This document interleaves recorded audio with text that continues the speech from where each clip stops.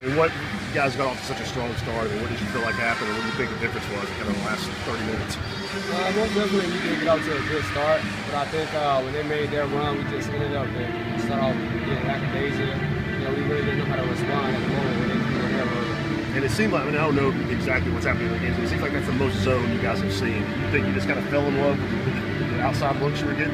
Not necessarily. I think for the most part, what we messed up the most was on defense. We had a lot of defensive breakdowns where guys weren't really pulling to the ball and it was getting bang threes. Most from the corner. I feel like we really need to focus on our scout in this game and hope that we can come out and not have some of the mental issues. And is that just, not to make an excuse, but everybody's learning the new defense, and you hear Coach Tillman talk like we've got a lot of rules in our zone, and you got a lot of freshmen, new guys out there. Is it just hard for guys to know where they're supposed to be all the time, the rotations and the help?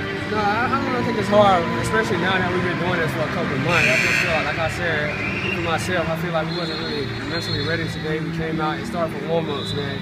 We got to be ready to go from the jump, and I feel like we just wasn't ready to do that today. Marty, you guys have played two pretty competitive games back-to-back. I kind of feel like today was a little bit of a step back. Not necessarily. I feel like we came out, we tried to compete, but we just ended up came up short at the end. But I feel like now this week of practice really got to be one of our most toughest weeks because now it's going to be a really tough schedule. So we got to bounce back and put this one behind us. What do you guys have to do to stop penetration without fouling guys? I just think that it's going to have to all count on our effort, man. It's all about effort. Defense is something that you can control. The offense will come as you go.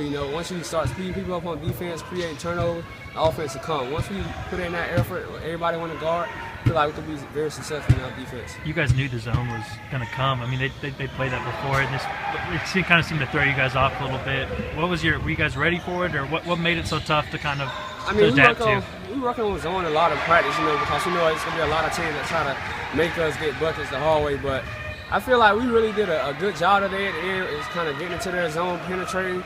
But like I said, what got us out of the game was we had a lot of defensive breakdowns. If we wouldn't have had those major errors right at the end and not let them hit those big threes, I feel like it would have been a closer ball game.